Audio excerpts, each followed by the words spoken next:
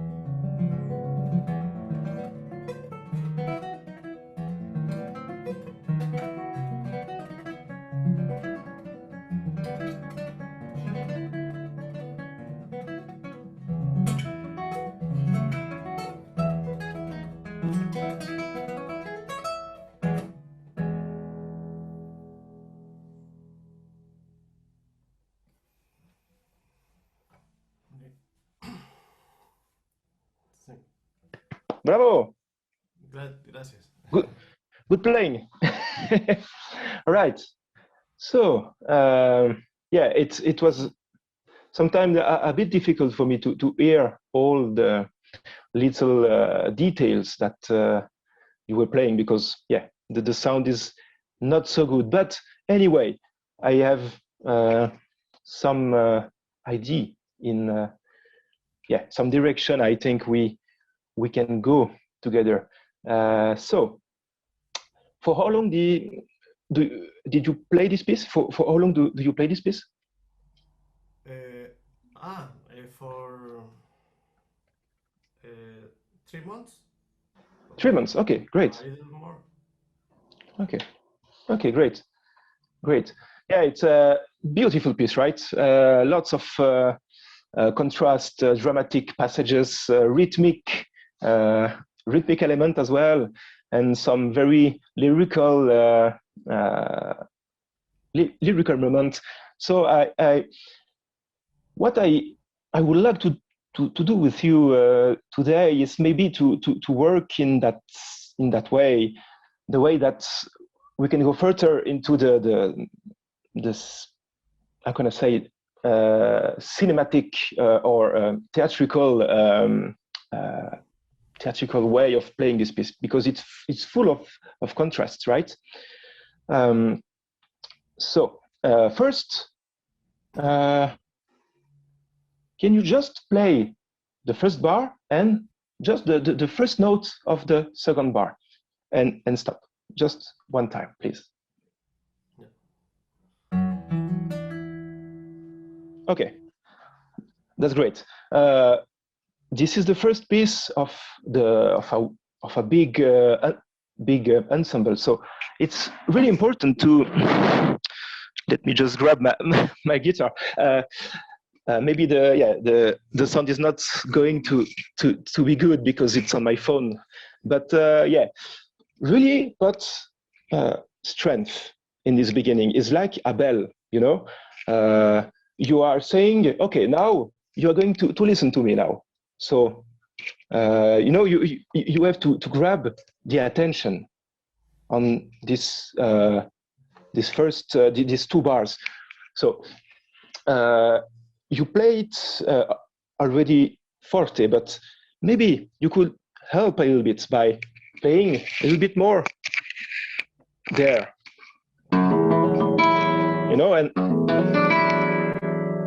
and you let it ring a little bit more. Just try it, and you know, with the, not like this, but here and a bit more up, you know, so you can really grab the string with your nail. Yeah, a bit with more weight on it.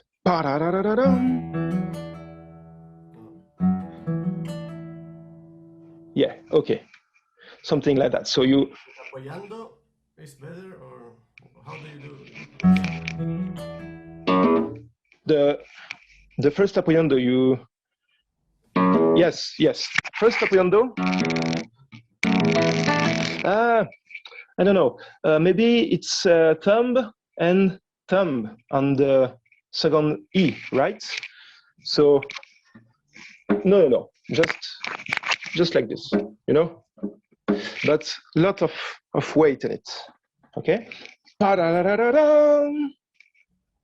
Okay, and something that I really love in this music of Brouwer is that he, of course, he knows so well what he wants to do with the guitar.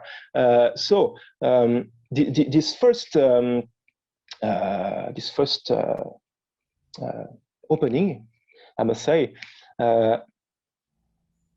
it's how can I say that? Listen to it after.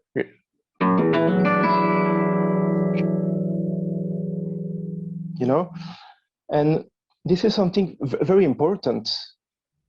Listen to the harmonics that are constructed, that are coming from this chord E, it's three notes, but the harmonic sympathy of all the strings are vibrating as well, you know. So, and you stay a little bit with it, okay? Okay. Try it.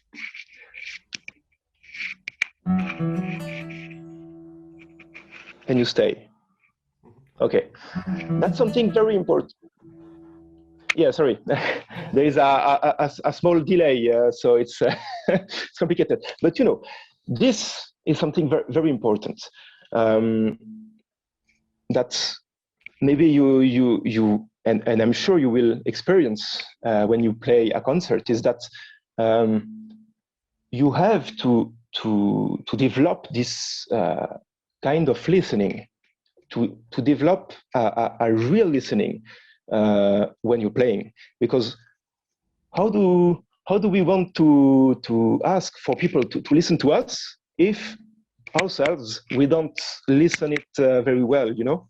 Okay, so listen to these harmonics.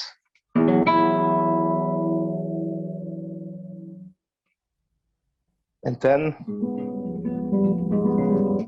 you start to build, okay?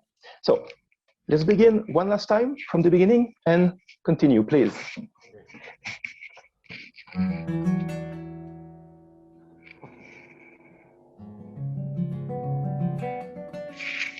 Okay, great. Maybe it's, yeah. Now you are starting to build the first part. So it's rated piano, right? You have this beautiful arpeggios that end with the second motif. Ta-da-ta-ta-da, that you are going to hear a lot. So I think it's important to make it even more to put a spotlight on it. So begin even more piano. Maybe you can play over there. You know, the idea is not to be able to hear all the notes properly, but to hear like a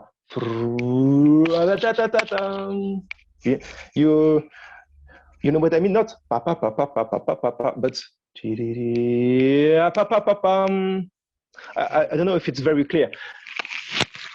If you play on the touche here, the notes will be a little bit less defined. Okay, so it will work a little bit more like a strange sound. You know, try it. Just play it here. Yeah. Okay. Maybe a bit with the flesh of the thumb first, so you don't have the you know, the first that is more.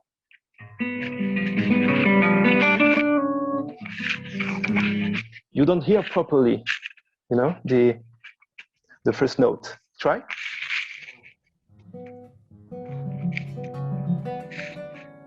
Yeah. Okay. So it's like a big crescendo, right? But not only a crescendo, but also by using colors. Okay. Now let's go to this pattern. Yeah. Okay. You have it's the first time. It's the first time we have this one, and I really feel it this way. I will ask you a question. Maybe it's more clear. But where is the tension and where is the release of just if we take only this little sentence? Where is the tension and where is the release? There. Yeah, that's right. It's the D and it's resolving on the C sharp, right? maybe it would be interesting to show this a little bit more.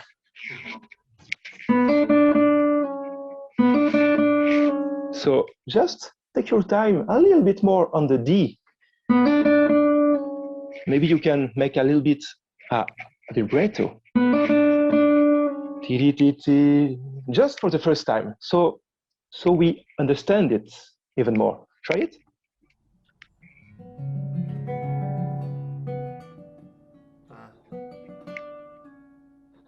Yeah. One more time.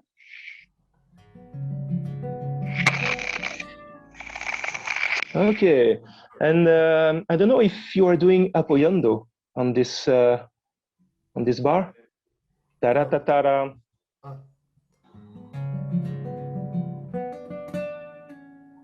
Maybe it's a good idea. It's not the idea is, you know, in a guitarist life, there is not just apoyando and soft sound. You can be in between these two things by doing an apoyando, but very soft. It's like apoyando, but using this, you know, this articulation right here. Whoop. So the sound you have the sound of the apoyando, but not the violence of it. Maybe, yeah. Okay. Yeah. Soft apoyando. We can call it. Just try one last time, please, and we go further.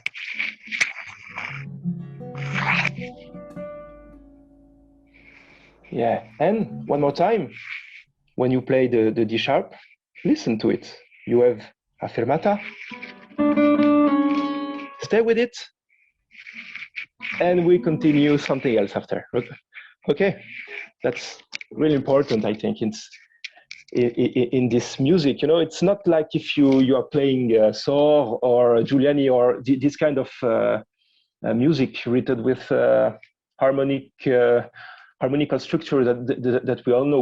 We have to build from the very beginning with this piece. So the mood, the way you are telling the story is very important. Okay, and it goes by a deep listening with this kind of harmonics that vibrate from the guitar. Okay, let's continue. So we have this thing 3 times. Una cosa, wait a moment. Emanuel, ¿vas entendiendo todo? Sí, sí, sí entiendo. Ya. It's okay. So it's okay, okay. So we have this sentence 3 times, each time a little bit more, right? A little bit longer. And it's go each time a bit higher as well.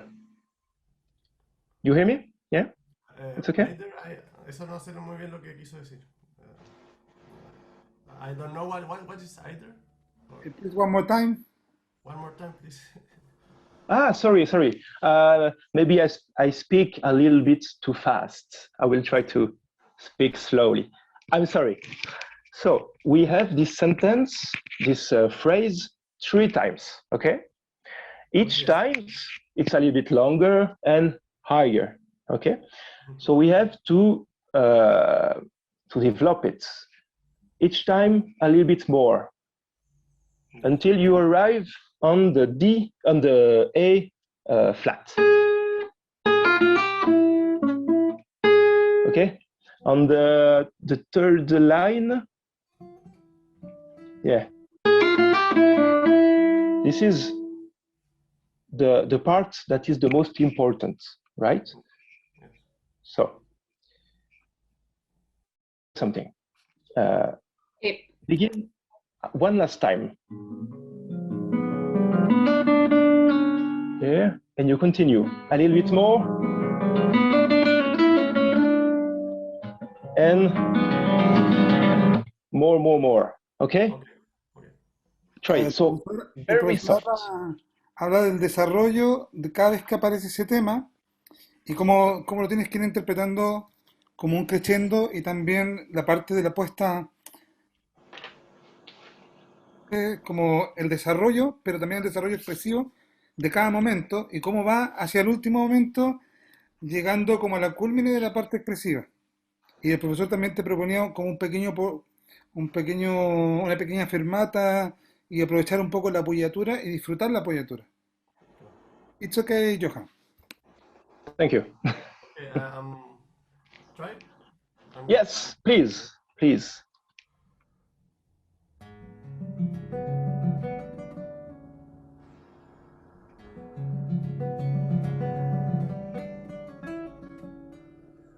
Even more.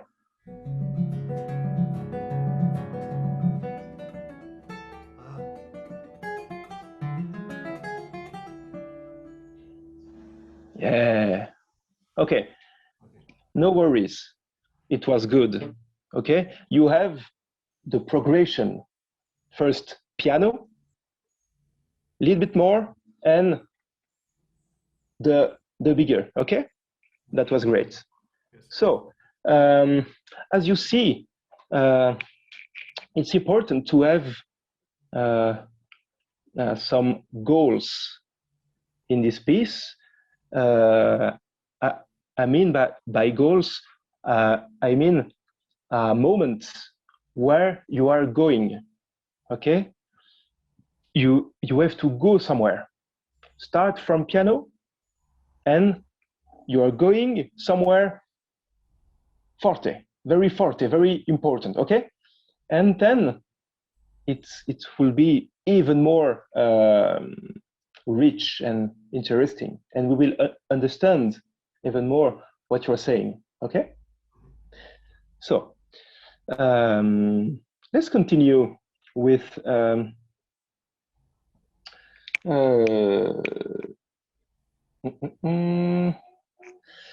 we have, oh yeah, at the end of the first page you have the ending of this big thing, but yeah, yes, exactly, it's written lyric. Yes. What does it mean? That I think that the melody is important and cantables or something like this. Yes, exactly. So this is exactly a moment where I will suggest you, it's of course, everything I'm saying now, it's a suggestion, to make what we were saying before, the apoyando, soft apoyando.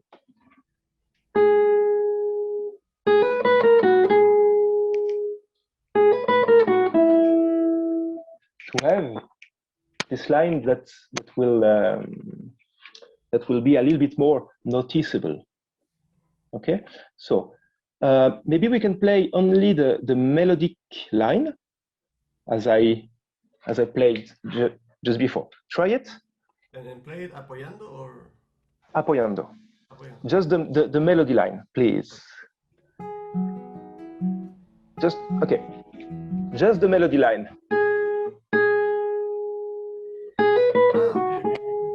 Yeah.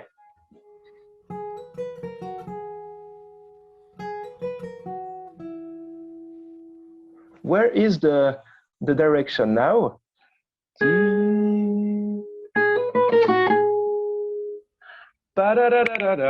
If you sing it,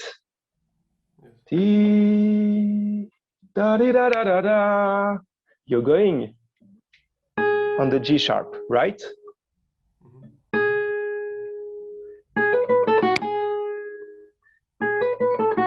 Okay, I played some wrong note, but you understand it? You have to go.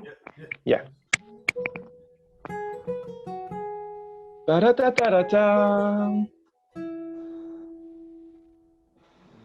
Okay. One more time, please.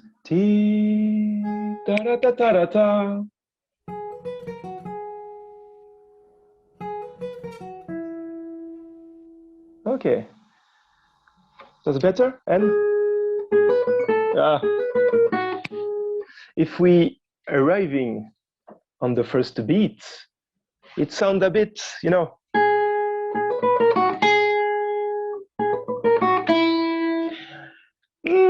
I don't know if it's the best way to do it. Maybe you can bring even more.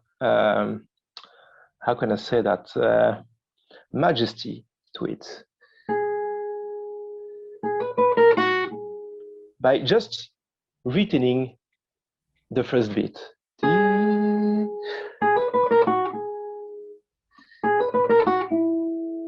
Not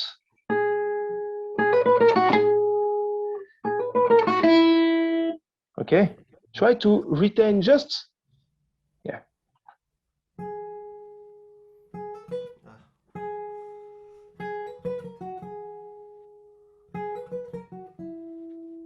okay.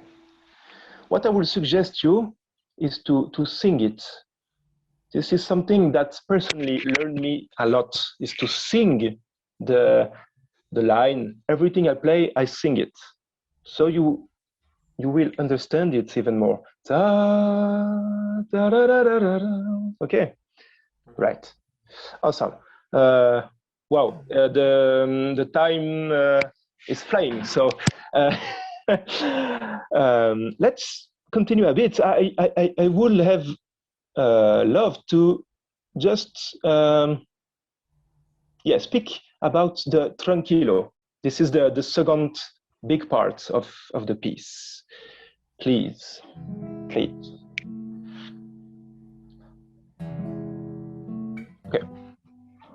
great. If you look at the score, it's written something at the beginning. It's written tranquillo, but it's written oscuro, right? So one more time. What Bauer would have said by obscuro? What is this? It's dark. Mm-hmm. It means dark, but something that an atmosphere that is. Yeah, exactly. How can we make the sound darker? Do you have an idea? More here, not. Yes, maybe. No. Here. Okay. You got it. All right. So don't be afraid to play here, to move a little bit your hand. Don't be afraid, okay? That will add even more colors into this piece. So what I would suggest you here, one more time, is to play, okay, here, okay, a little bit higher, and one more time, thumb without the nail, only the flesh. So you playing with this side of the thumb, not this side. I don't know if it's clear.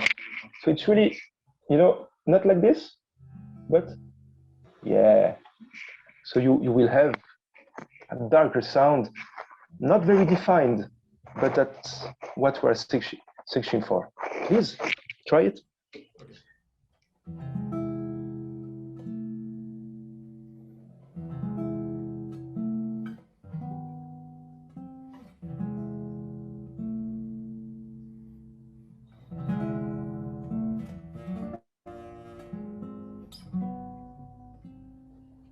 What do you think? Yes, better. Yeah, it's unusual. Yes. But you have this big bass, oh, like, very big and not very defined. And maybe it's a way we can explore, to really make a total contrast with the.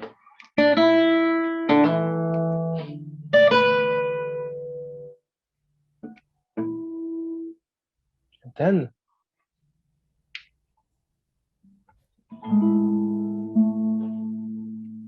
you know, it's becoming like a dream, like a surprise. Okay.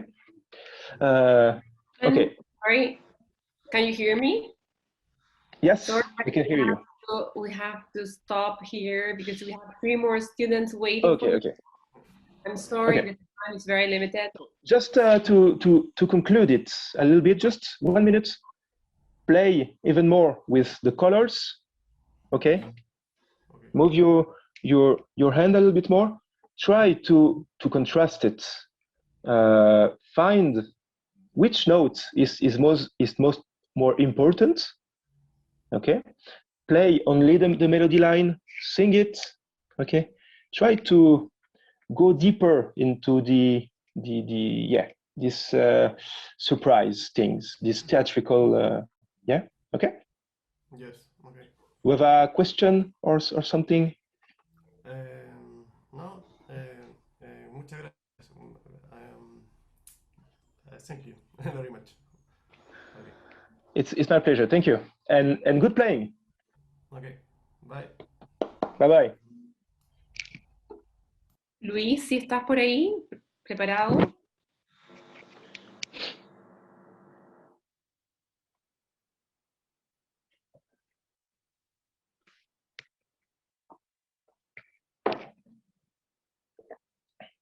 Profesor Alexis, ¿ve usted por ahí a Luis Manríquez?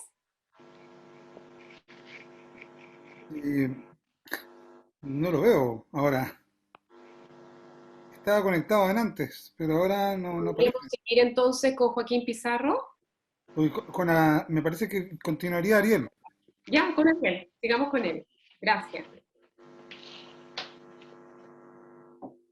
Hola, hola. Ah. Hi.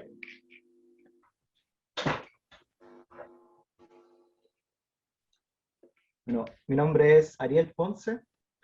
Voy a tocar el preludio 998 de Johann Sebastian Bach. Thank you.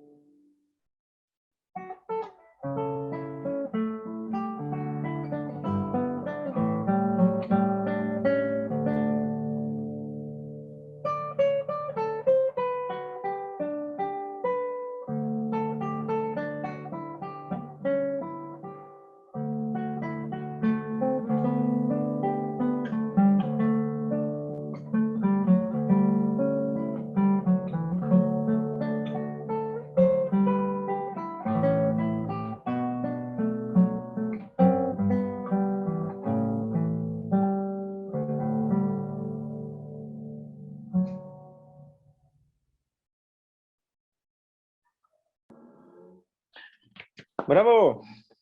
Good playing. Gracias. Right.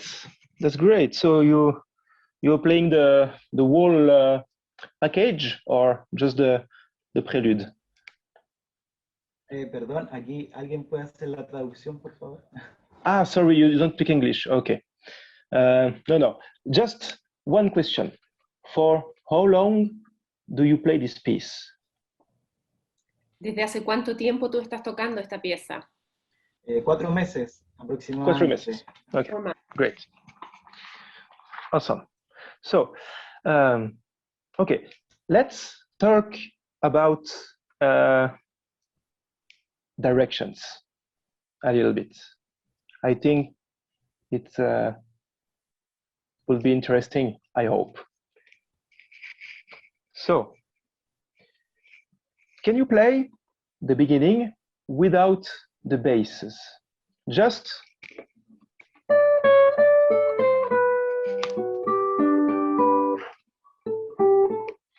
without the basses. Oopla. Without the basses, please.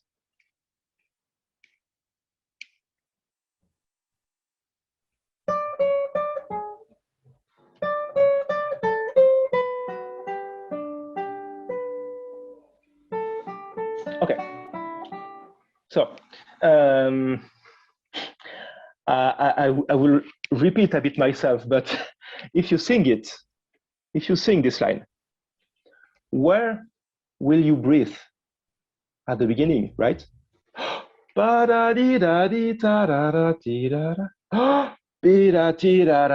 Okay. So ideally, it has to be the same when you play.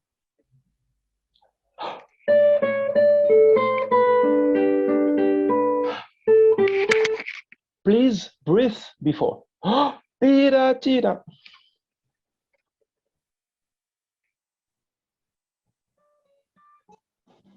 No, really, breathe. Yeah.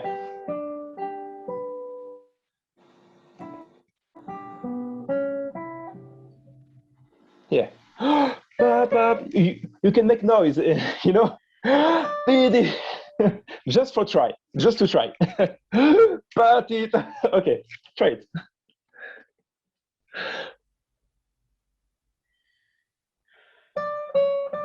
Okay.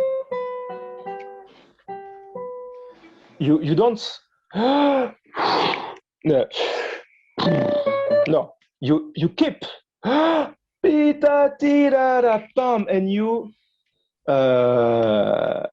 breathe here, okay? Okay? Can you try?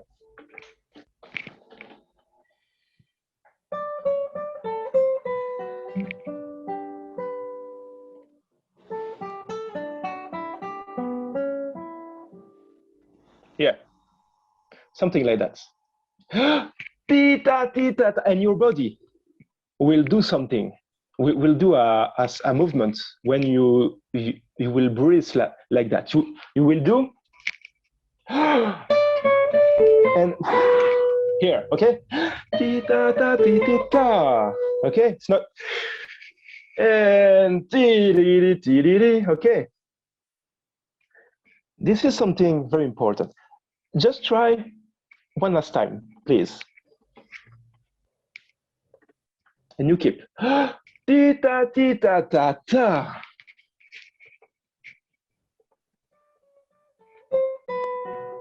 Okay. Okay. This is something you have to practice a little bit. Okay. Try to just and try to sing it when you're alone under the shower. I don't know. Try to sing it, even if it's not well sung, but try to sing it, okay? And breathe in the same time. Okay? This is very important because when you look closely at the score, where is the breathing? The breathing is when you're playing the bass. right? It's here, okay? And this is very unnatural. It's not natural because when we play the bass, we usually, we usually like that. It's not this way here, at least for me. So the bass is upward.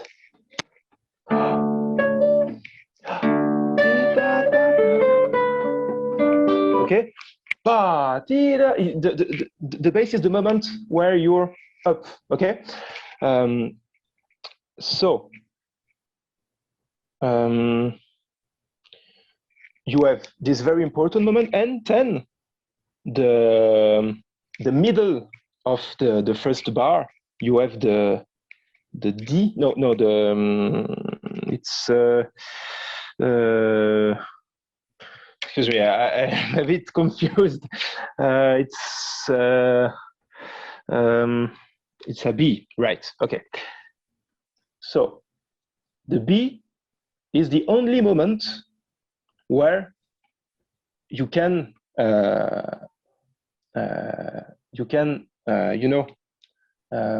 be down. Okay. Pita tita ta tira di tarara. Pita tirara tirara tirara. Okay. Let's try it with the bass now. And you're breathing up when you're playing the bass.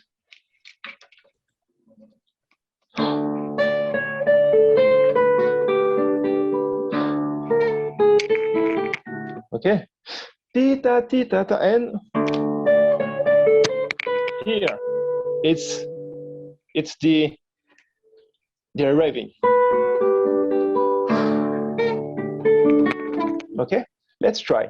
Please.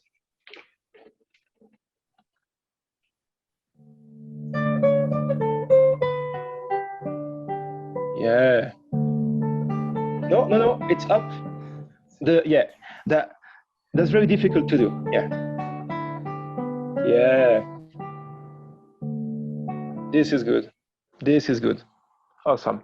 And then you will have something very natural that is very comprehensive. Okay.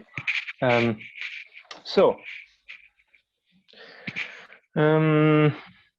we have 3 bars with this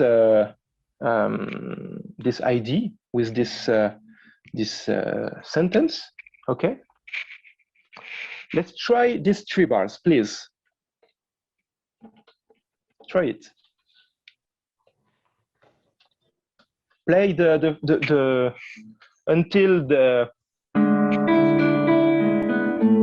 until here. You see where we are?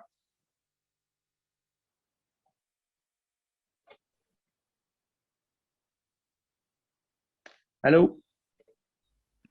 Can you hear me? Yeah. Wait a little, maybe internet problem. Now it's working. Yeah. Please, can you do it one more time? Because we lost you during a couple of seconds. Please, one more time.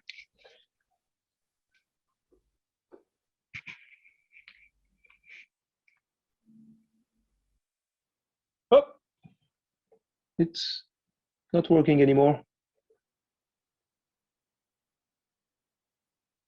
Where is he?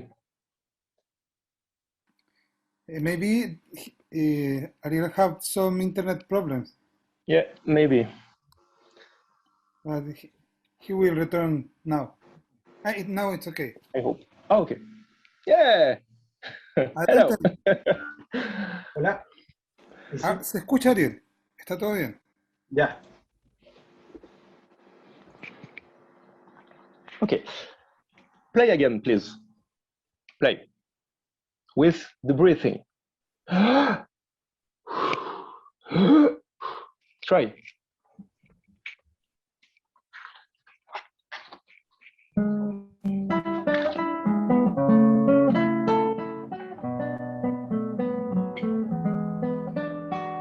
Okay, that's good.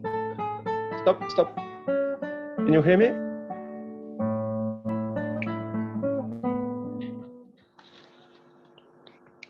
Can you hear me? Can you hear me? ¿Me No. puede escuchar, Ariel?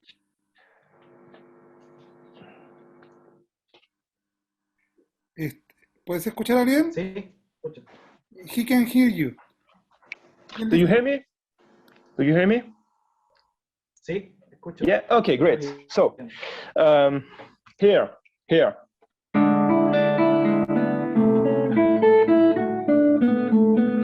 Now, this moment, just go straight.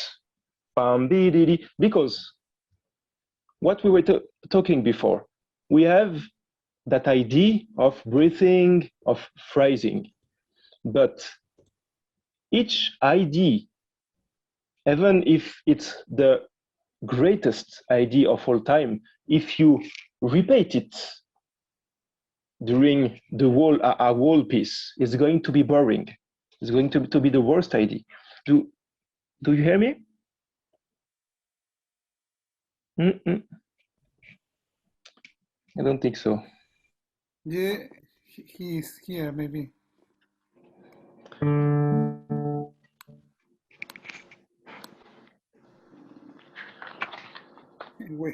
Wait a little. ¿Entiendes, Ariel, lo que va diciendo el profesor? Sí, en parte sí, pero tengo problemas de conexión. Yeah. Entonces, lo que puedes hacer, quizás, como el profesor solamente quiere escuchar unas cosas, puedes poner sin cámara y solo el audio para que te pueda escuchar el sonido.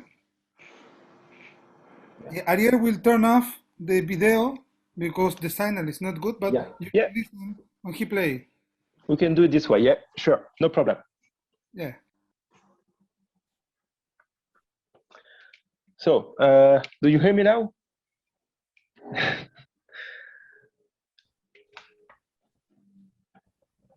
Sí, todo bien.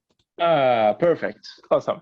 So, what I've said before is that now you have this on the fourth bar. Okay, you have now something that goes straight.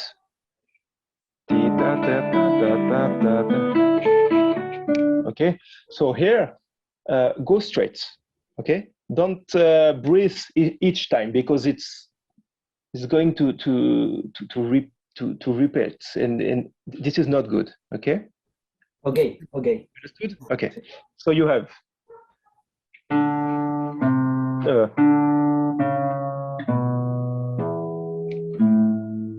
the bass line. Can you play it, please? Just the bass line.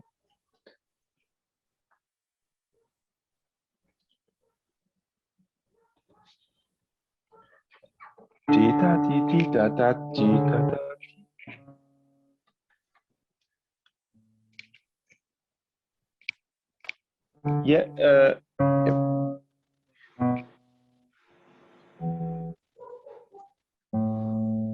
Okay. Pa ti ti ti ti ti boom. Not too fast.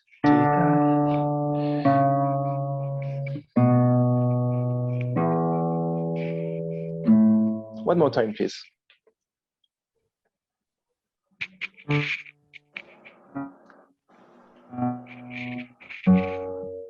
Oh. So Ian, right?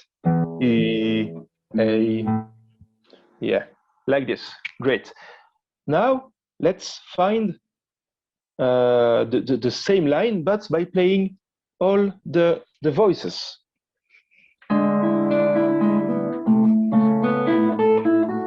Okay, play everything now and try to listen to this bass.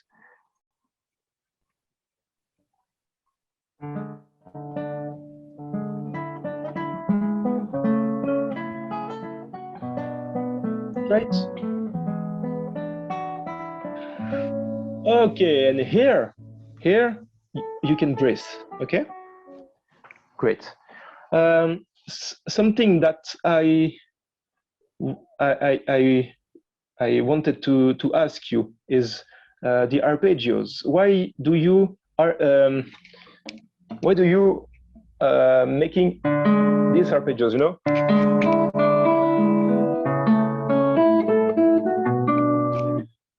Why are you not playing two notes on the same time? As if there is a reason for that. Param ti di di di di di di di di param ti and not pam ti di di di di di di di di di pam ti di di. El profesor te pregunta, Ariel, que por qué haces en algunas partes de arpegio en vez de tocarlo plaqué para que se sienta el golpe rítmico. Ya, estaba tratando de llevar la música un poco más liviana, pero creo que estoy exagerando mucho con ese aspecto. He say he tried to play more soft. For that reason, he play with arpeggio and not plaqué. More Not soft. Okay. Okay. This is because you want to play softer. Okay. What is you know, playing this kind of in this kind of way, playing arpeggiated, it gives a certain effect on the music, and the effect is that it's putting a spotlight on this special moment. Param, like, listen to this. Param, you know. And I don't know, I don't think this is a good thing, you know, to repeat each time.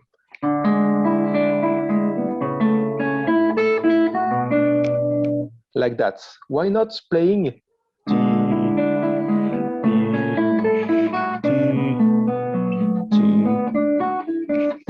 just like if it's one note? You see what I mean? Sí, todo bien, okay. Just try it, just one time. Pam, pi, di, di, di, di, pam. Yeah.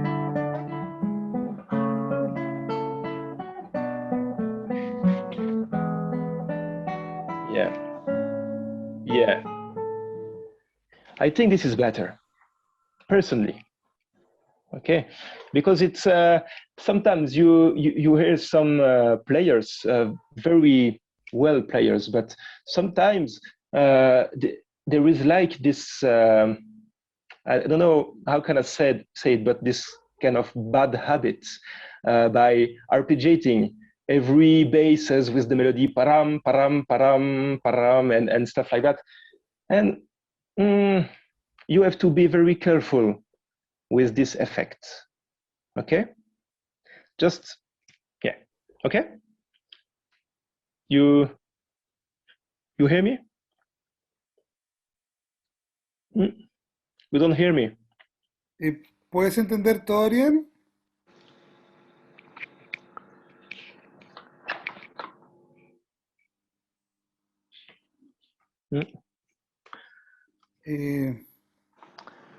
Maybe okay. you come back.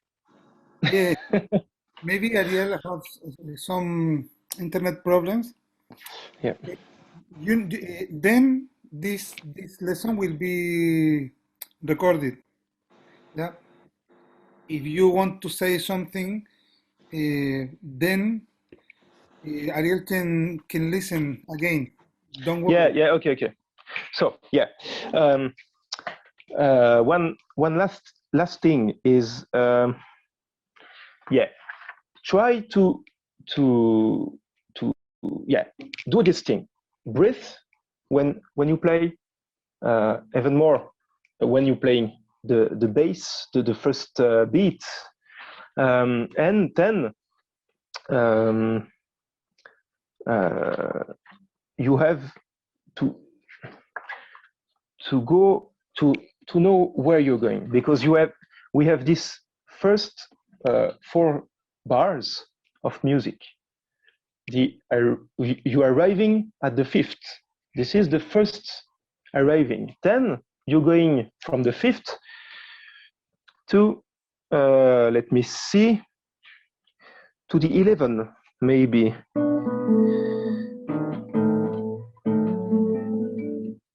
You have to construct a plan, okay, with the biggest sentence, because it sounds a bit, you know, a bit like you could work a little bit more on this on the directions you are doing, and go a little bit more straight in some places, and even more during the moment where the bass is singing, not just on the first beat, but when you repeat on the first and the third beat. Okay, so try to go a little bit more straight, try to breathe, and make a plan of the piece. Where are you going, from where to where, and etc. Okay, this is something I will recommend, definitely. And also, yeah, one last thing. If you have some general recommendations for Ariel about technique or something, also you can say, and he can listen later. Yes, a last thing I would like to say is, when you arrive with this kind of big arpeggios, maybe at the 14 bar,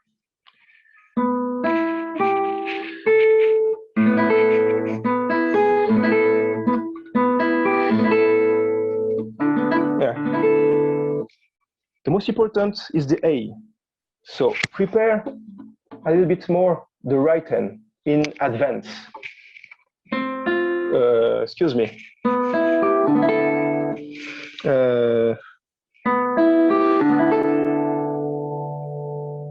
You know?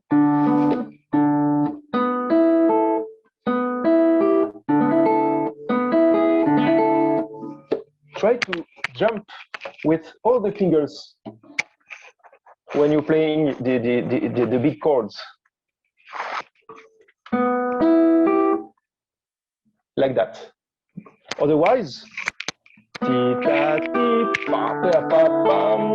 this is not good. We have to hear the A, the A. This is the note that we're supposed to hear on time. So you have to anticipate the right hand.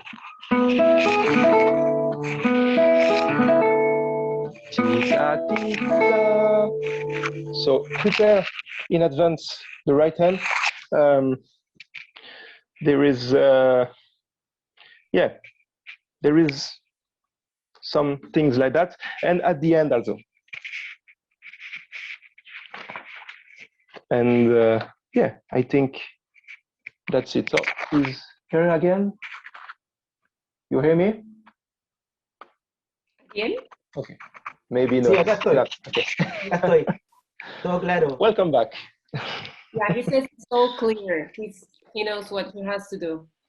So yeah, great. Thank you very much, Johan and Ariel. Our next but he's having a problem with the internet. So we will continue with Joaquin Pizarro. Okay. Joaquin, are you around? Yeah, okay. Aquí estoy. Great. Si te puedes presentar y decirnos qué es lo que vas a tocar, por favor. Sí, soy Joaquín, estudiante del Profe Peralta, y voy a tocar el preludio de la suite de Bach para la U, la número 997. Great.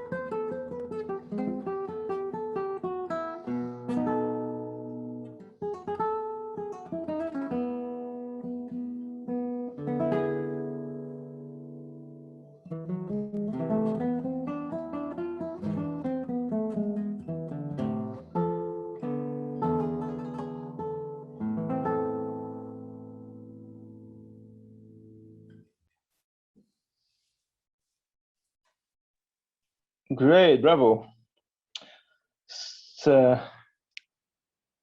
It's a long run, this piece, right? It's not easy, right? Yeah. Yeah. So, for how long do you play this piece? I would say about 3 or 4 months. I mean, Okay, great. not constantly, but Okay. almost. Yes. So it's still on a working process. Yeah. I can say this way. Yeah. Okay. Great. You added some ornament or some things at the end of bar 53, just before the.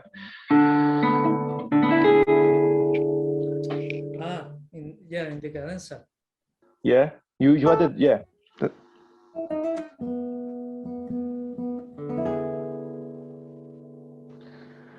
Okay. Why not? It's good. Okay. Let's speak a little bit about your performance. There were some moments you were not really accurate, right? During you playing, and I looked at your left hand, and it seems that everything seems so difficult, and sometimes a little bit like that, when you're doing some trill like that. Yeah, a little bit. It's so maybe it will be a suggestion to work on this left hand. For me personally, one of the best studies, one of the best exercise for the left hand is the famous study of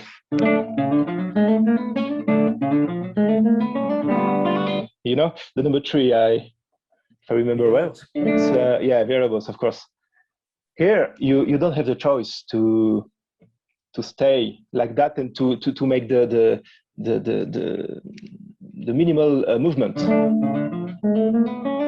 because otherwise it's not possible.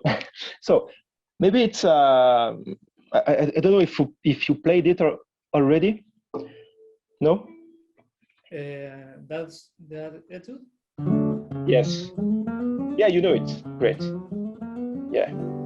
This is just a small suggestion, because in this prelude, it seems really difficult.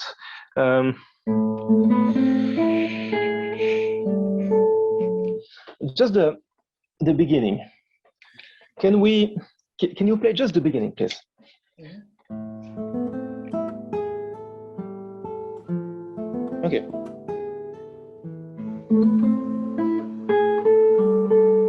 Okay. Can you play it without looking at your left hand? A bit slower. Maybe close your eyes.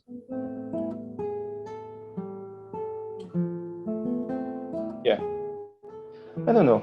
Maybe it's something that might help you.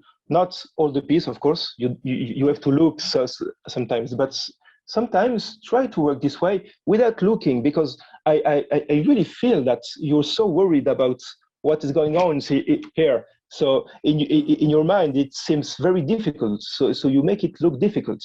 Maybe by just breathe a little bit and take your time and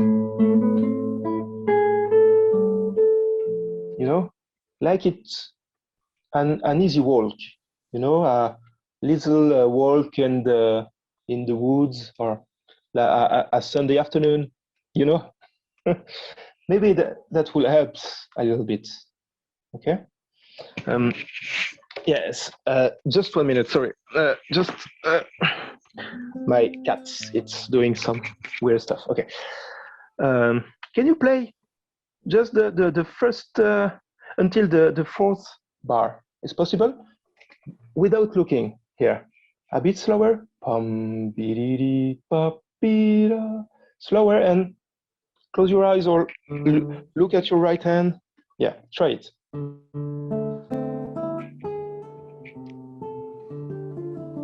Yeah, until here. Here you have to look a bit because, yeah, but until here, try to distance yourself from it, okay? When you play it, of course, not when you practice it, okay?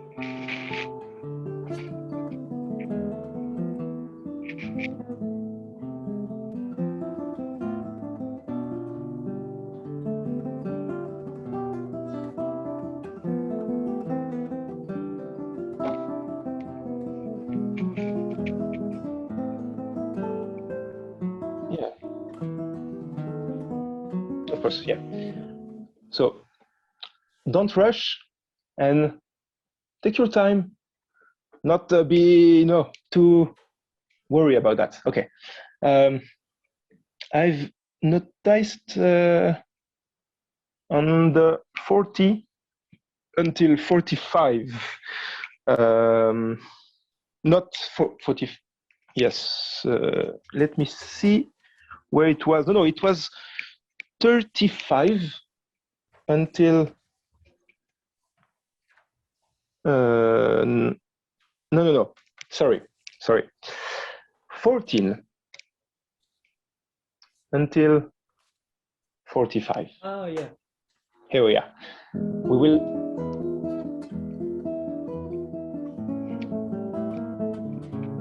You have this? Personally, I don't have. I have only three basses. 1, 2, 3. 1, 2, 3. 1, 2. Right? Okay.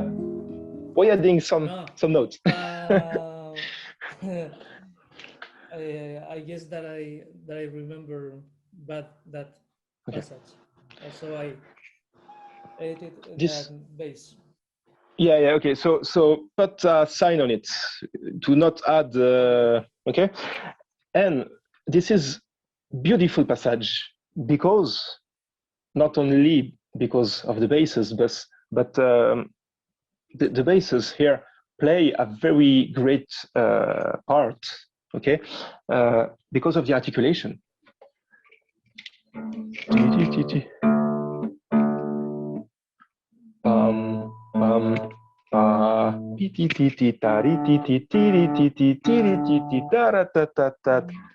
Oops, I'm still in D. Sorry. Yeah, it's better like that. Okay. Can we work a bit on the articulation here with the thumb? Can you play from 14, please? A bit slower.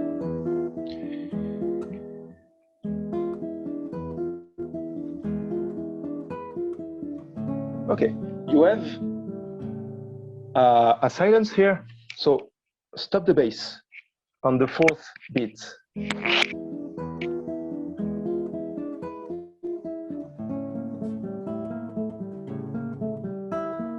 Yeah.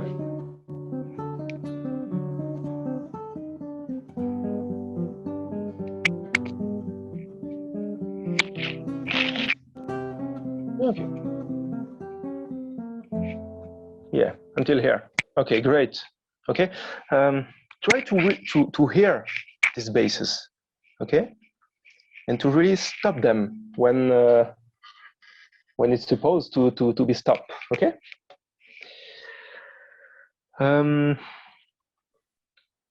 Okay.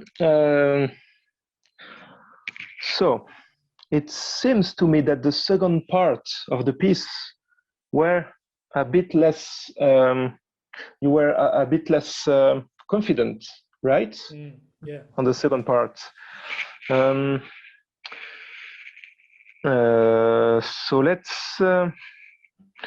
let's try from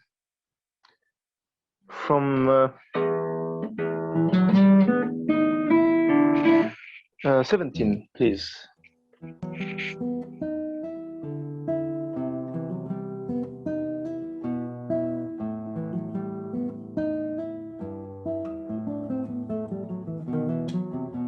Okay. Stop. Thank you. This is great. But we can increase here the direction a little bit on the scale.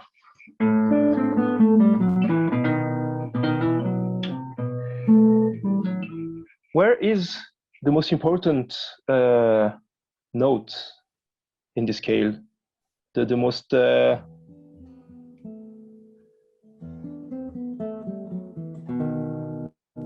yeah, you got it. So go on the D sharp. Okay. A bit more. And stop. Just this. Okay. Yeah. Okay. And then okay. There is something else. Okay. And yeah, if you look closely, it's the same scales more or less everywhere. Is the same pattern, right? So try to bring a little bit more direction in that sense. And let's continue. So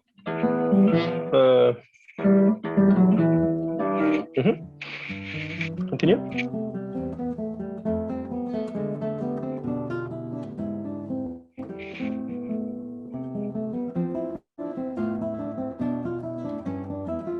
Okay. Yeah. Okay. Yes. This is a big crescendo here. Okay. Okay. Show this a little bit more. Okay.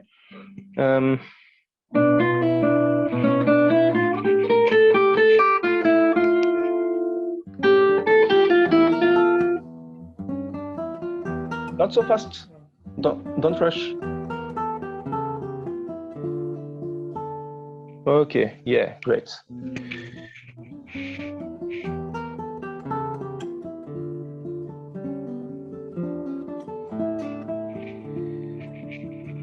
Okay, this is now maybe one of the parts for me that is the most beautiful of the piece, because you have this little trick with the melody, the bass line that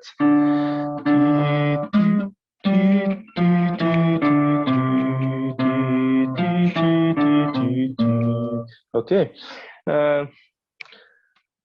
Personally, what I will suggest you to make this event even more powerful, even more delicious, I must say. You know, it's like when someone is giving you a beautiful dinner, a beautiful lunch, something very well cooked, and you like it a lot, and you want to take pleasure out of it. So take your time here.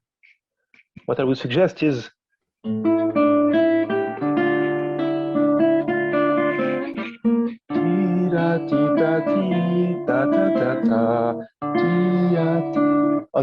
on the first beat, take your time, and then you go.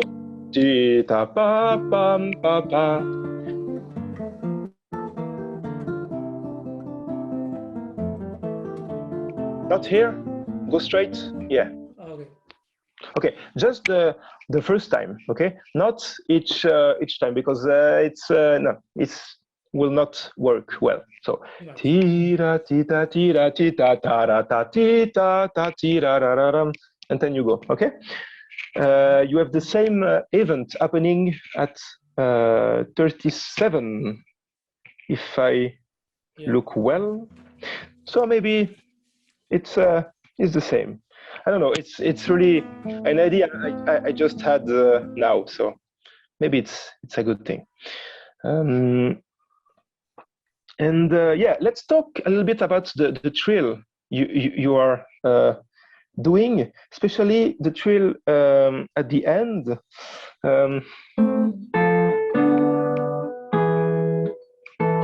you doing it? Yeah. Personally,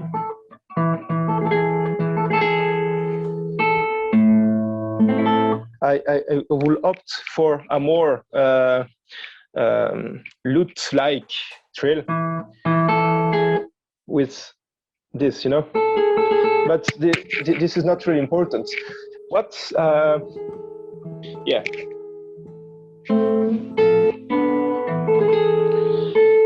And then apoyando, and you play the whole chord, not just because it's a bit weaker for my test. Yeah. No, it's a big ending. You can.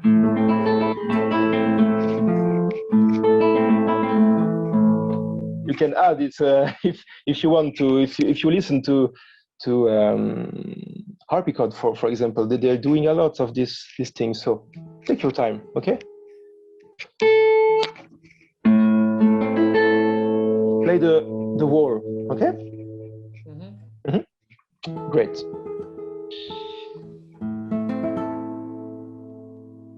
And okay, great. So we here at the end. Let's talk a little bit about your cadenza. Can I hear it one more time? So from the.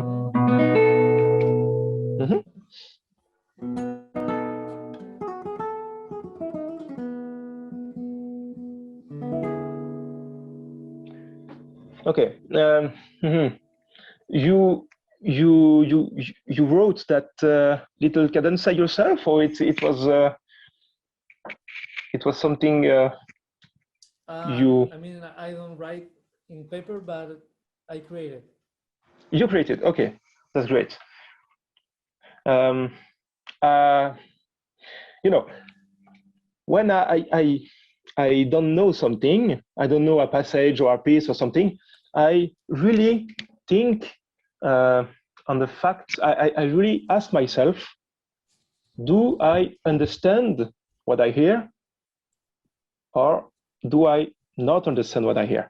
And maybe in this cadenza, I was a bit lost when you played it. So maybe, I don't know, I don't know, I don't want to change what you're doing, because you're doing very well. But what I will suggest maybe is to make the cadenza going on the first beat. You're doing this. And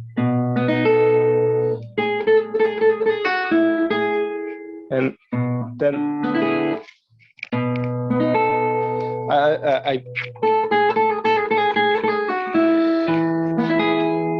and going here, da da da da da da da da ti, and not ti di di di di di ti ti boom bum. Is it clear what I'm saying? Yeah. Or like to make like a first chords, then cadenza that go on the first beat. Is it maybe it's just a suggestion, you know, that will be for me a bit more understandable, maybe. It's yeah, you hear some of the cadenza that are played on harpsichord, for example, or some of these things? Not recently. Not recently, because I think there's a lot of things to take from it. If you're interested into this kind of things, maybe that will be interesting to take some things from the harpsichord, for example, for some example. Anyway, so let's try maybe with your cadenza, but try to go on the first beat, not stop before. Okay?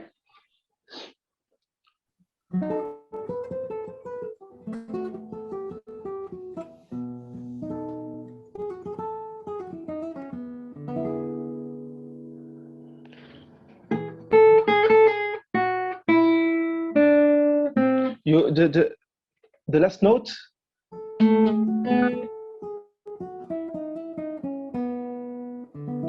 Okay. So maybe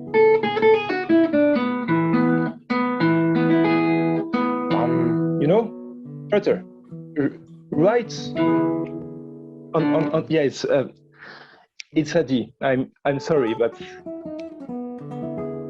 voilà. Ti di di di di pa. And yeah.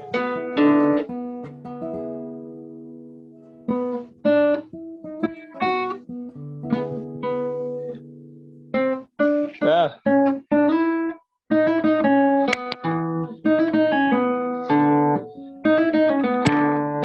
Like this.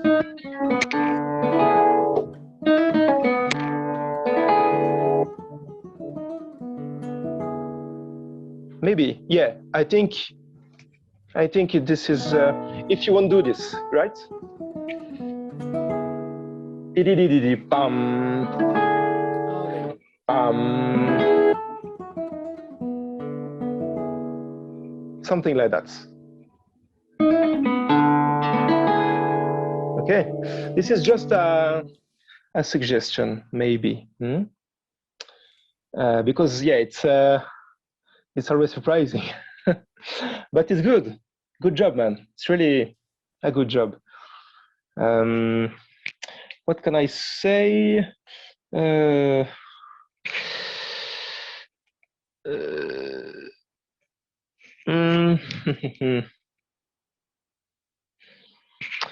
Let me check what I've written on the score.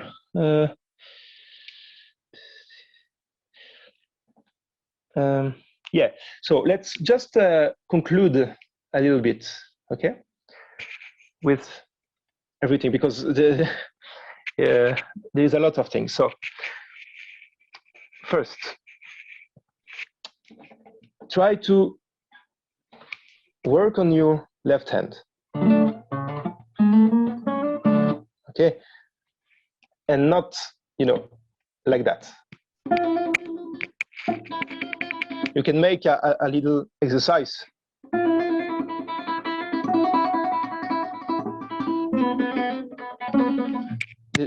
There's a lot of things to do. If you know pumping nylon, for example, there's a lot of exercise in this way. So be careful on your left hand, and on a second time, try to just listen to the music. Okay, close your eyes, maybe.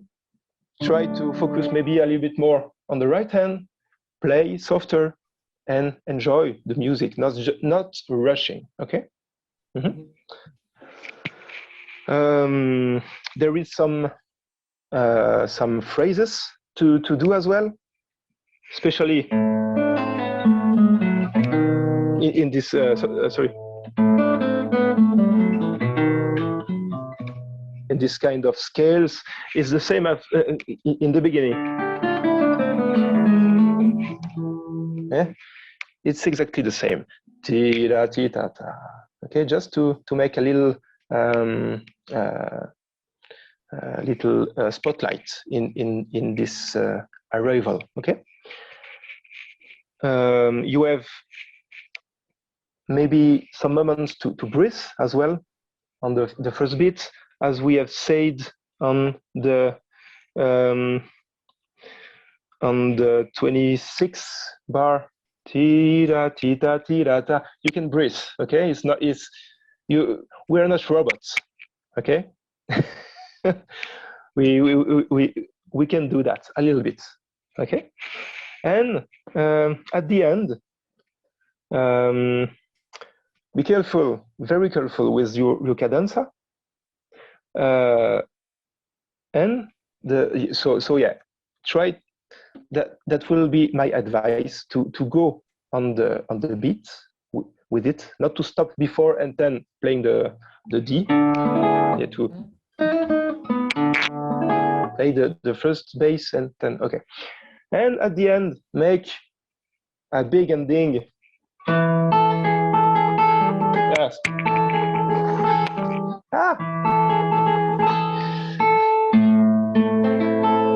Sorry. You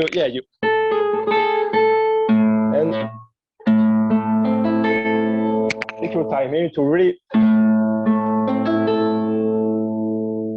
and you keep it and stop, okay? Okay. To make a convincing ending. But anyway, you playing is good. I cannot speak a lot about your sounds and stuff like that because the sound is very bad. I'm sorry, it's not you. It's because of the Zoom thing. So no worry. But yeah, that will be my advice. Do you have some questions or something like that? I mean, in the 40, I have problems with the fingerings. I mean, I always complicated that part. On the first. Yeah.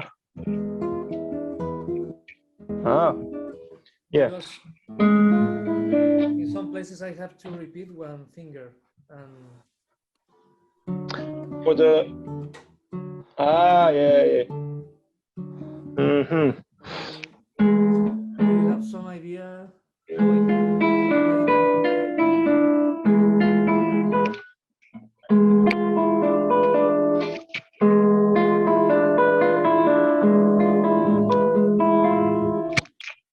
I mean, Like that. That You don't measure is repeat. not a problem.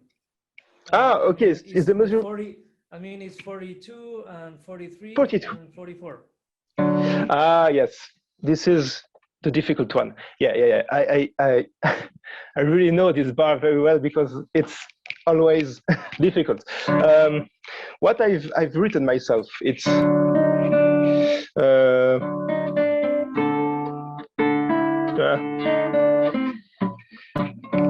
you have to. I don't know if you're doing this yourself, but like this, okay? Mm-hmm. Yeah.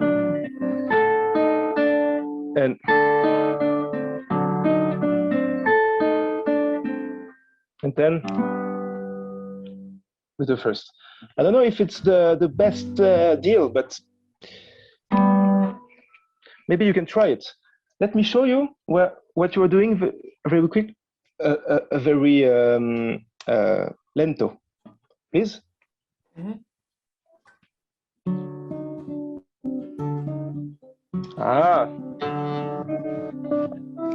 Use your third finger.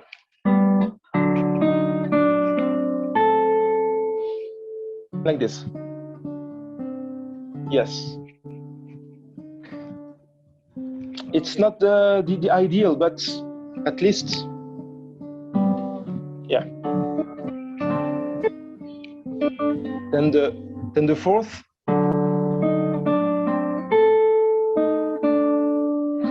and okay.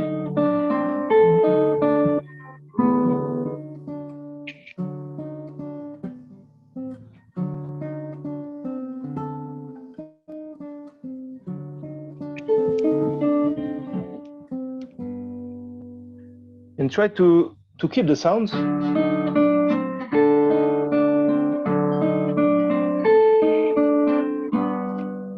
Not Sorry, to, you play the second D on the fourth string? Yes.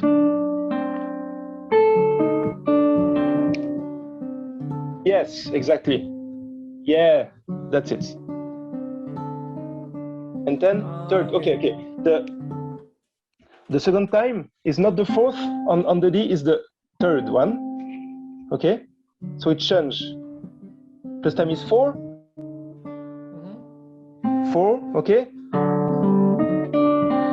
and then third. Okay. So you can arrive. Yeah, and the third. No. Let me show you very Sorry. very lento. Okay, let me show you.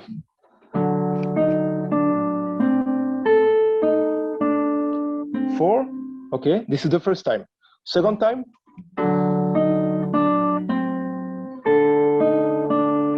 Third, not 4. Okay.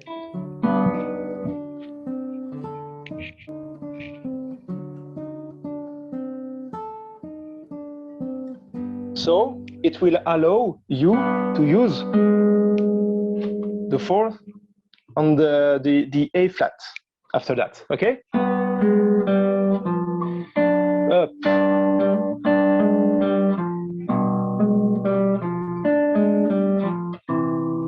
Okay?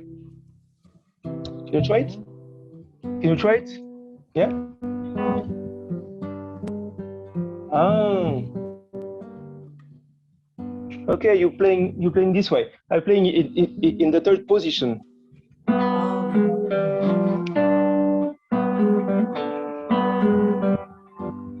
And then first.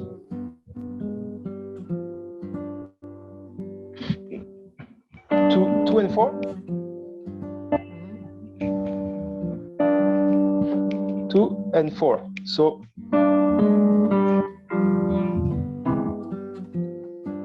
yeah, with second here. Yeah, that's it. Yeah, that's it.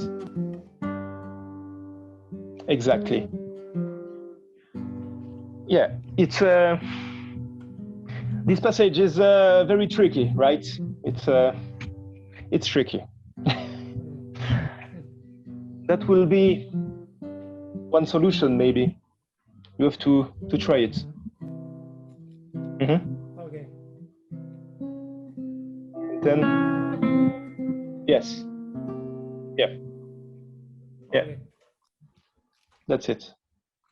So you are not the repeating. same principle that here, no? Yes. Okay. Yes.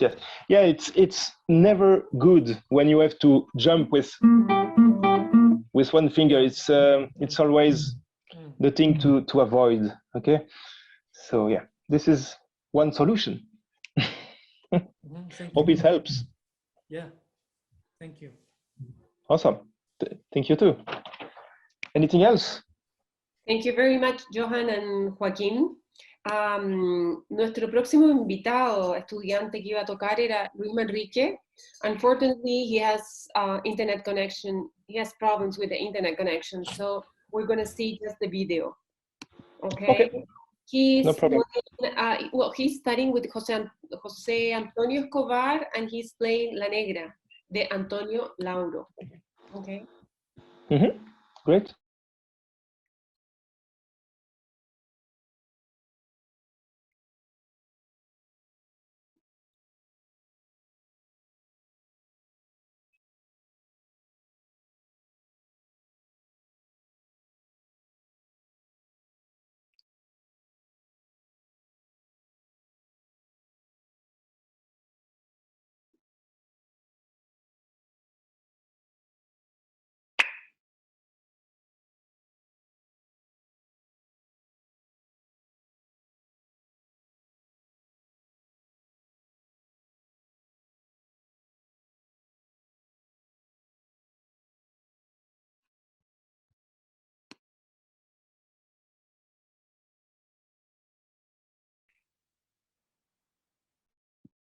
Can you hear, Johan?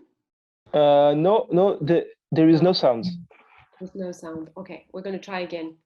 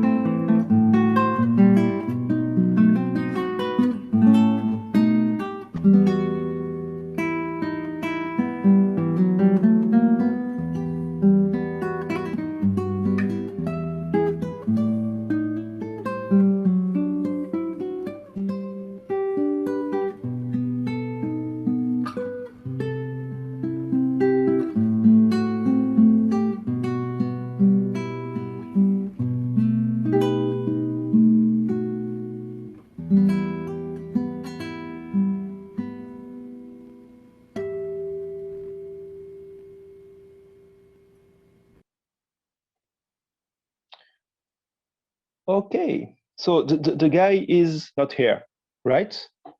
So I will give He's not here. Yeah. But he's going to listen your Yeah, indications that's it. later. We're Okay. recording the session, so he will be No problem.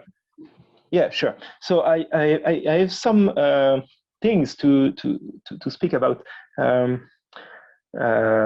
It's more about the a way of orchestrating the guitar. This is something is maybe a bit difficult to explain, at least for me, because it's really something I feel, you know. But I will try to explain it in a very structural way. So you have this first this melody line here, and then the accompaniment here. Okay, it's a bit like, yeah, it's not a bit like, it's totally like the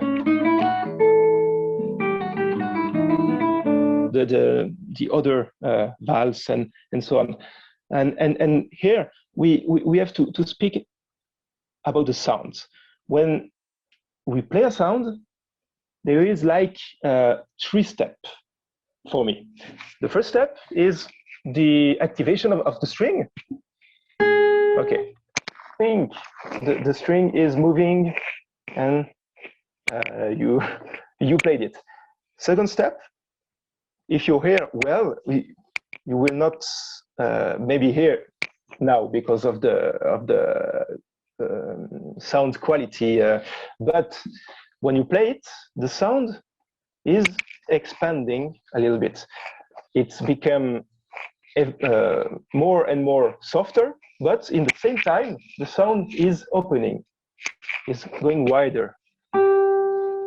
It's like maybe 1-2 seconds after playing it. It's very details, but here, okay. This is something we have to listen to be very careful. And then the third step, it dies until it ends totally.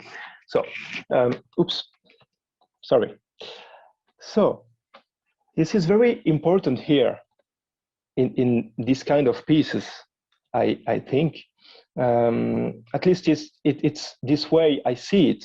It's like if you're playing the accompaniment when the sound is still expanding on the second step, it's like you know, it's a crime. You are killing the melody.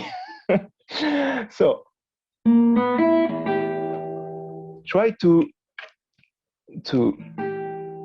listen it, to wait until the sound is opening a bit. You can make a vibrato. That's what he is doing. So it's a good thing because it helps the sound to expand. Of course, this is why we are playing vibrato, right? It's not because it's beautiful to have this thing. It's just because it helps the guitar to construct the harmony of the sound. So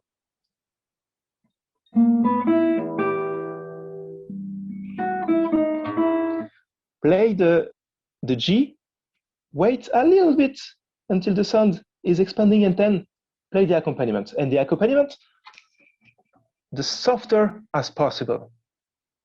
If I play the accompaniment only, it's so soft that you maybe you will not hear it.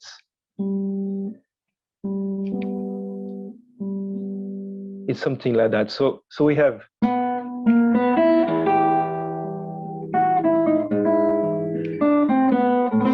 okay, and then if you're careful about that, you will draw even more clearly what is going on here.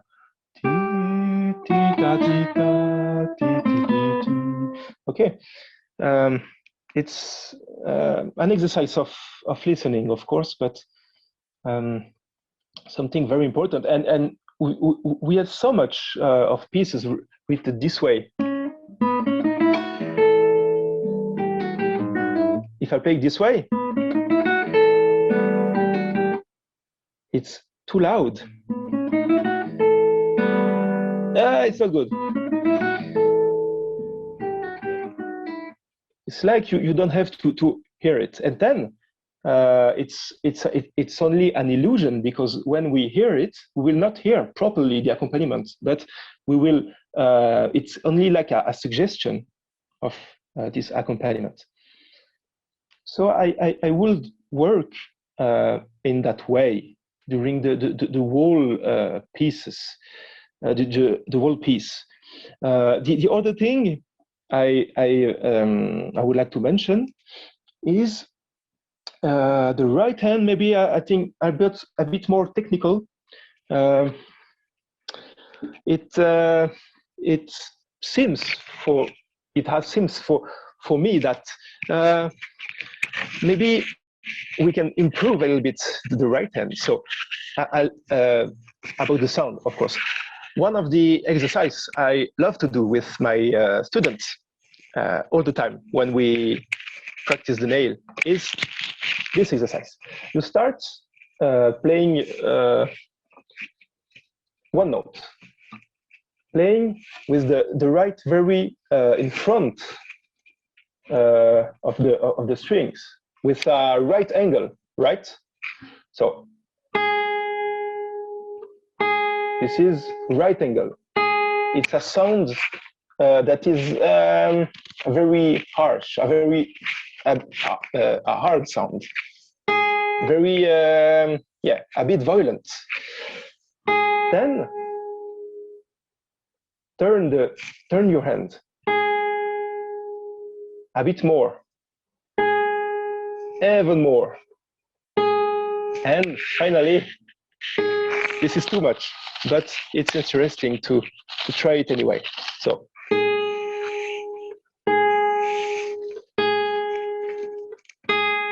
Okay, and the idea here is to understand how it works.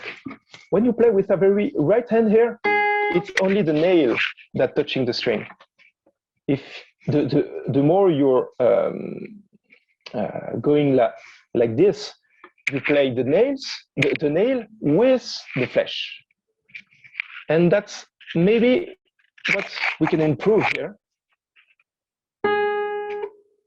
is to, thank you, is to play flesh and nails at the same times and with a straight movement, not something that will slide on the very flesh and nails. And this is something that will really improve the sound.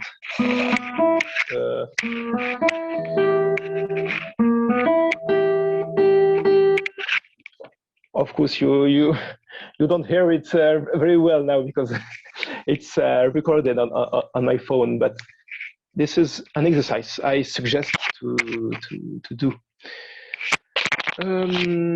Yeah, another thing I will say to him as well is to be very careful, one more time, with the arpeggios.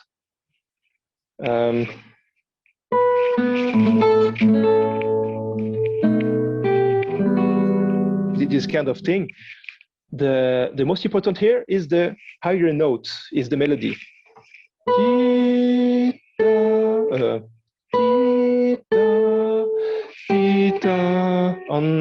I'm speaking about the second line, second bar.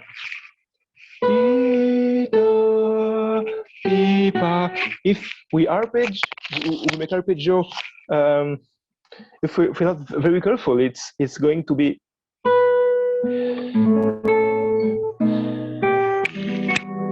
It's like the melody is not is not arriving at the right moment. It's delayed. So anticipate the arpeggios.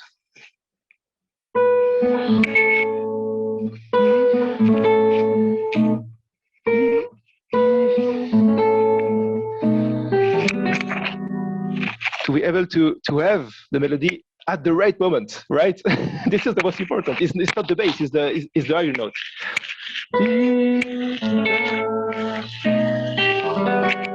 So you have to play the arpeggios before, not on time. To start the arpeggio before the beat. Okay. Yes, this is more or less what I would have to say.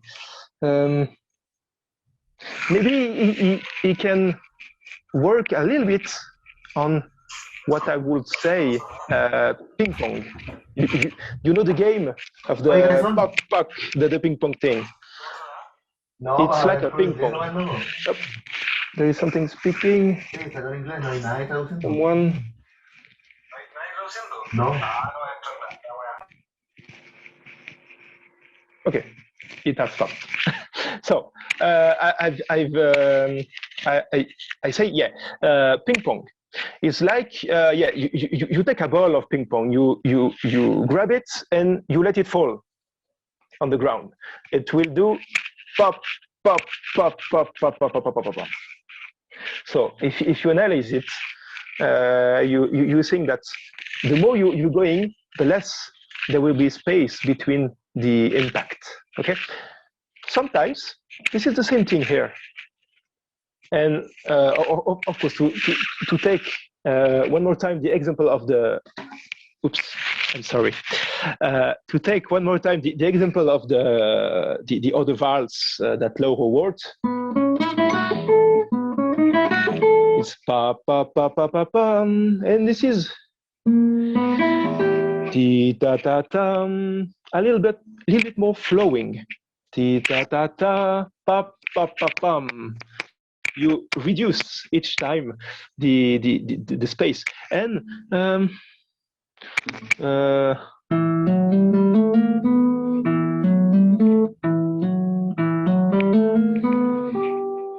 this is the same at the end of the second line. We can maybe do ping pong, of course. I really like this idea of ping pong because it's so understandable. It's so easy to to understand it. So yeah, this would be what I would say. Yeah. Okay, thank you very much, Johan. We have so far one question from Martin Sangüesa. He says, your transcription on Schubert, El Koning, it's a really amazing work and a total contribution for the repertoire. Can you tell us about the process or motivation to work on that piece, and maybe your perception on transcriptions for the guitar in general? Oh, wow. Thanks a lot. Thanks for the question. Well, El Konig, yeah, it's so, you know, since I'm small, I always been obsessed in a way with this piece. It's so perfect in any way, and the story is so heart breaking, you know. And yeah, the idea of doing this transcription, I had it during a long time, but last year I played a bunch of Merz transcription of Schubert, and I was thinking, yeah, maybe there is some more to transcript, some more lead to transcript from Schubert for the guitar, because it works so well. Merz, this arrangement of Merz, it's perfect, and I always dreamed by doing just approaching a little bit. I mean, maybe we can improve a bit more my transcription, of course, but it was a great inspiration to take from. So the Merz transcription was the inspiration, After that, I was very lucky because I've tried a lot of transcription of Schubert. I've tried the Tod und das Mädchen as well for the guitar solo, but it doesn't work well for some reason and some reason. But this reckoning worked well at the first time because it's written in G minor, right?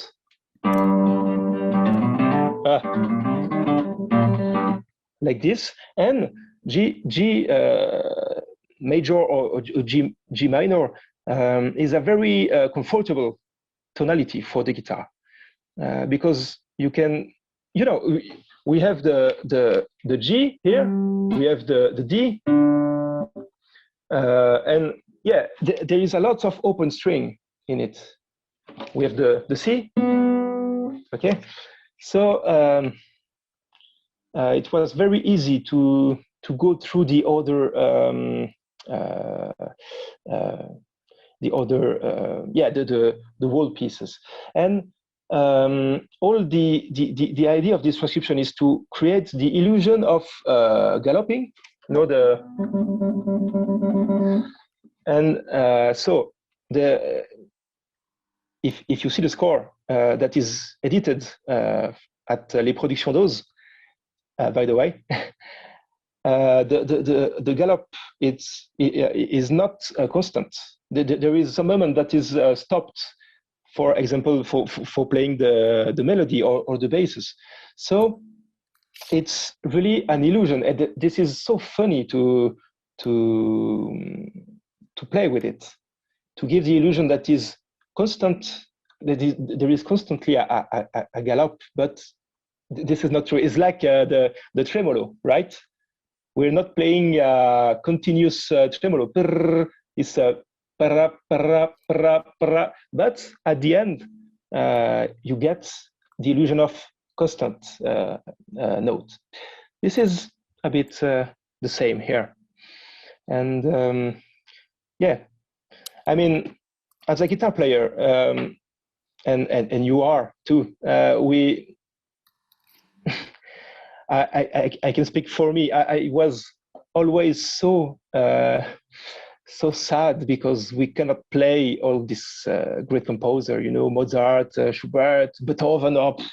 You forget completely about them. It's not possible. So it's always great to take your revenge on it and to play this great composer on the guitar. But I've tried so much transcription before this reckoning, and they were not worth it on the guitar. But this one works very well, and I'm very happy with it.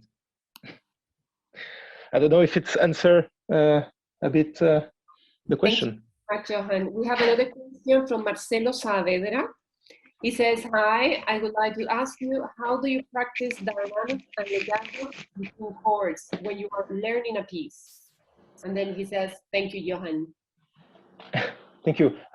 How do I practice what? Excuse me? Dynamics and legato. Dynamics.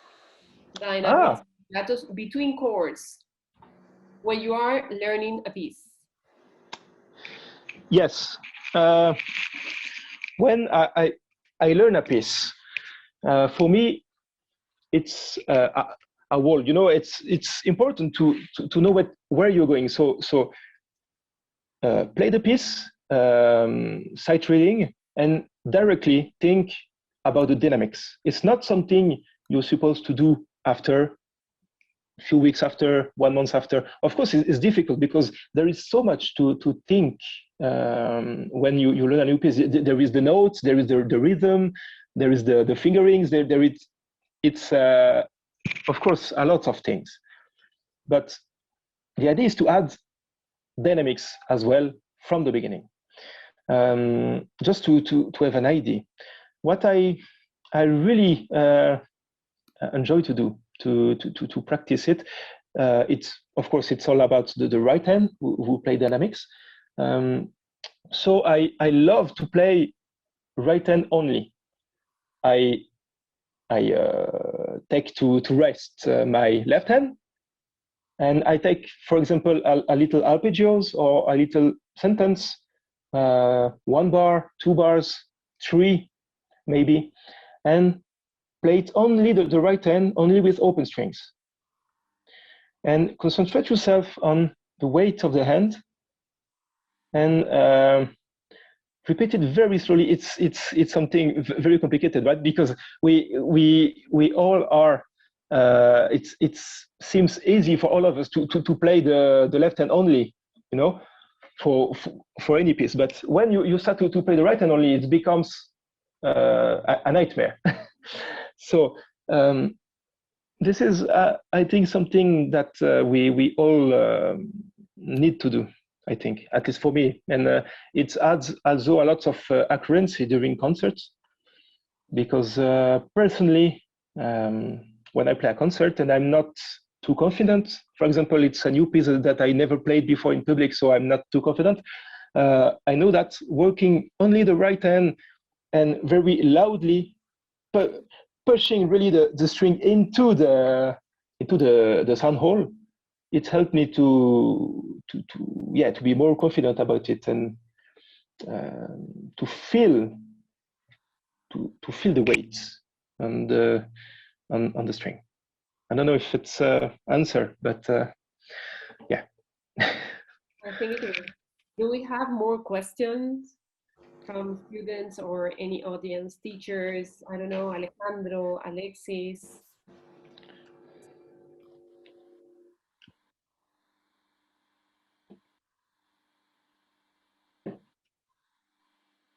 I think we don't have any more. I saw something. Oh, Alexis, here he is. Johan, when I meet you, I told you that I like your personality and how you develop with a specific repertoire. I need glasses, sorry. This is, yeah. Can you tell us a little about your experience choosing a repertoire? Yeah. We. Thanks a lot, Alexi, for this question. We talked a lot about that some weeks ago. It was very interesting to share on this topic together, and I thought a lot about that from that moment. But you know, this is something. How can I say that? Of course, it's important to play the most piece as possible from any style, any composer, when you're student, when you're young, because you have to build yourself as a musician. You have to build your cultural musical education, right? But I've personally, during that moment when I was a student myself, I was always searching for pieces that were not often played. I always, yes, of course, I played the big standard repertoire, but when I play a concert or I was playing in a competition, for example, I always try to choose the piece that were the most not new, but unplayed. After that, there is a reason why these pieces are not often played. Is because maybe they are too difficult. Maybe it's not worth it because it's too difficult and this is so short. And I don't know. There is plenty of reason for. But this is first something I was really attracted to develop, to make a surprise, you know, when you to surprise people at a concert, and that dynamics. That's why I started to make a lot of transcription lately. This is because I was searching for the new piece for the repertoire to play that are not played for the guitar or not often played. And I think it's important, and that's what we were talking with Alexi, is that it's important to make your musical personality, to make your musical I don't know, make a way to be specialized in some style or some interpretation, special things, you know. But of course, you have to go through the whole classics first, I think. And once again, thank you a lot, Alexi, for the good times we had chatting, talking together. It was really great. Question from our teacher, Alejandro Peralta, and he wants to thank you for your knowledge and character, right? And he would like to know, where do you study? Which country, which conservatory? Excuse me? Where did you study? Okay. Yeah, sure. I've studied. I spent my whole studies in Switzerland. I started in Geneva. It's my hometown. I had a very good teacher for like 12 years, and then I moved in the professional classes in Lausanne. It's a town near Geneva, like 45 minutes by car. With another teacher that is Dagoberto Linares. He's a big Brazilian guy. He's now retired, but he was really, and he's still now a coach and a mentor, kind of, you know, inspiration people for me. And it's really difficult because your whole life until you finish your study, you have a teacher behind you. Like during 15 years, 20 years, you have a teacher behind you. And suddenly, when you finish your studies, you have nobody. So you're just alone, lost into this ocean of possibilities. So it's important to keep a contact with these people with people that inspires you after that. And I in my life, I always had two main teachers. It's something that's not very common. A lot of players, a lot of students are moving 1 year with one teacher, then they are moving elsewhere with another one.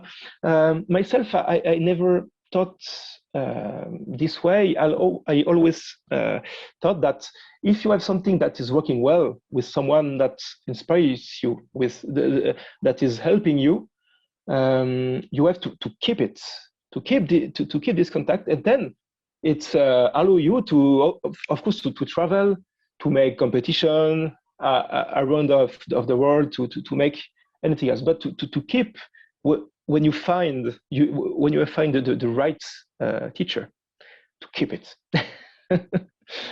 I think. True. Thank you very much, Johan. Do we have another question? I don't think so. Let's see. No, I don't see anything else. Well, thank you very much, Johan. It was a pleasure for us to have you today, and thank you very much. We hope to have you in Chile in the near future. Will be I hope too. A great opportunity. So, thank you very much. Yes, thank you, and hope to see you soon. Me too, and congratulations to all the students. Keep going, and it was a pleasure. Thank you. Thank you very much, Johan. See you soon. See you soon.